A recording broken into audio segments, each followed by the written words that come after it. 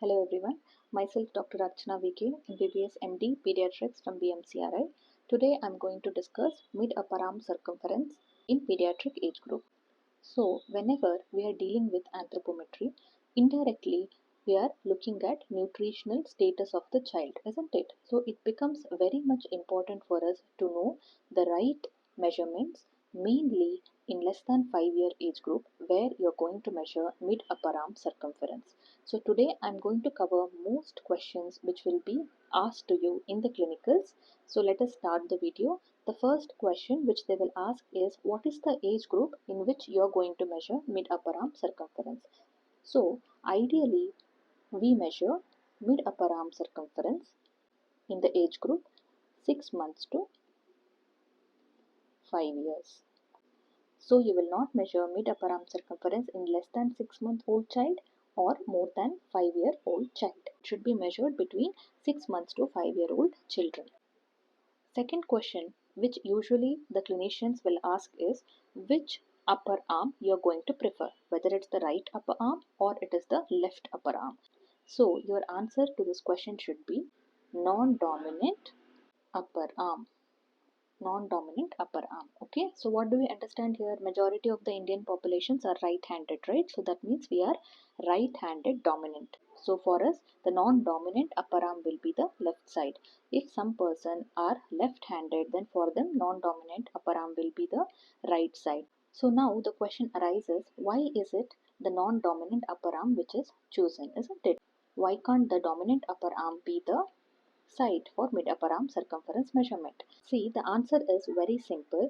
Whenever we are using the dominant hand, suppose we are using our right hand predominantly every single day, then our muscles of that hand and the upper arm will be little hypertrophied as compared to our left side, isn't it?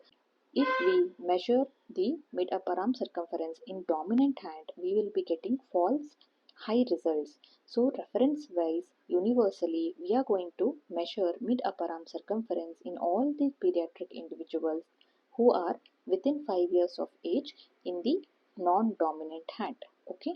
So now the third question which they are going to ask you is, how are you going to position the upper arm when you are going to measure mid-upper arm circumference?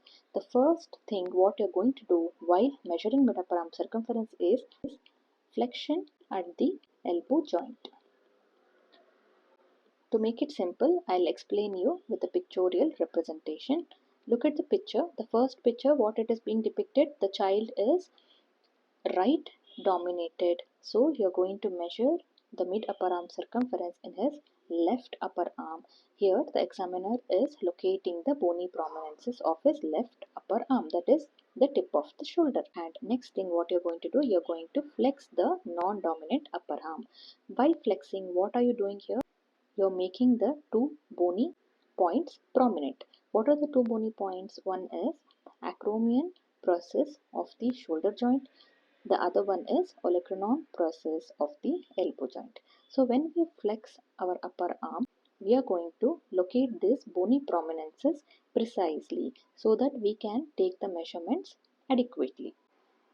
See the next picture. What are they doing here? They have located the tip of the acromion and the tip of the olecranon, and they're going to place the measuring tape and they're going to measure the total length between the two bony prominences, assuming it to be 20 centimeter here. Okay, so what is the midpoint between that? Midpoint between that will be 10 centimeter, isn't it? So once you know that the midpoint of the child's upper arm is 10 centimeter, you're going to mark it with a pen over the arm. This completes the marking of midpoint of the non-dominant upper arm. So after the flexion at the elbow joint, now we have got to know the midpoint. The midpoint is 10 centimeter. Now we are going to extend the elbow joint. So why should we extend the elbow joint? Why can't we measure when the hand is still flexed? Are you seeing this muscle? The deltoid muscle or the muscles of the upper arm when flexed will be contracted. If you are measuring the mid upper arm circumference when the upper arm is flexed, you will be getting falsely high results. So you are not going to measure the mid upper arm circumference in the flexed position. You are just going to point the midpoint. Now look at this figure. The hand has been extended at the elbow joint, right? And then circumferentially, now the clinician is measuring the metaparam circumference using the measuring tape. What you should keep in your mind is, while measuring metaparam circumference, it should neither be too tight and it should neither be too loose. What will happen if you're going to measure it too tightly? You will get less measurements, you will get low measurements. And if you're going to loosen the measuring tape and then you will measure the metaparam, then you're going to get high or the increased measurement of the metaparam circumference. Just place it gently over the midpoint of your non-dominant upper arm. Okay, so see how rightly they have measured in this image, and this is the point where you're going to locate the metaparam circumference and measure it. Coming to this question, bony prominences, where you will measure the midpoint are acromion process or Lecranon process. Mid-upper-arm circumference can be measured by a normal measuring tape, but our NHM has provided 3 colored measuring tape particularly to measure mid-upper arm circumference. So that tape usually has 3 colors in it. What are the 3 colors? One is red. Red means danger. That is, if you are getting mid-upper arm circumference less than 11.5 centimeter, that means the child is severely acutely malnourished. And if the measuring tape is falling in the yellow zone, that is between 11.5 to 12.5, the child is fitting into moderate acute malnutrition. If the child is in the green zone, that is more than 12.5 centimeter, then it is normal. But what you should remember is, ideally prefer more than this. That is, more than 13.5 centimeter is a safe zone what we are going to consider, because suppose even if it is just 12.6 centimeter, the child can slip from the normal zone to the malnourishment zone very soon. So you should target a little bit higher than this zone. Never target at exactly 12.5 centimeter is what I'm making you people understand here. Now we have learned about 3 colored tape method. You've got to know there are 3 colors, red, yellow, green. With that we are going to differentiate the SAM, MAM and normal criteria. So what is the SAM criteria now?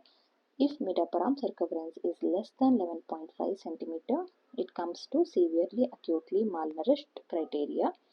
If it is between 11.5 to 12.5 centimeter, then the child is moderately acute malnourished.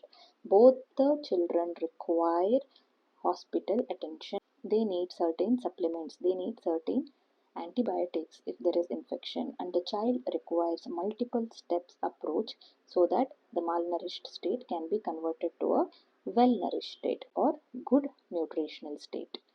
Look at here, this is the color chart what I was talking about. If you are seeing here, the marking has come in between what point? It has come between 11.5 centimeter. So anything less than 11.5 centimeter is SAM. So if it is coming between 11.5 to 12.5 centimeter, then it is MAM, moderately acute malnutrition. This child is moderately acutely malnourished, but anytime he can slip into severely acute malnourishment. This is the overall presentation about the mid-upper arm circumference and the majority of the questions which will be asked to you people in your clinical postings. The reference from where I have taken the above slide is from National Health Mission and WHO UNICEF Participant Manual of SAM, from which I have dealt today's class. So thank you for your patience listening. If you have completed the video, then kindly let me know any doubts if you have regarding the same topic in the comment section below. I will try my best to clarify your doubts. Also, don't forget to mention the topics which you want to cover, particularly in pediatrics, in the upcoming classes. If you like this video, then kindly like it, share it and subscribe our channel. Thank you so much students. We'll be meeting you all in my next video.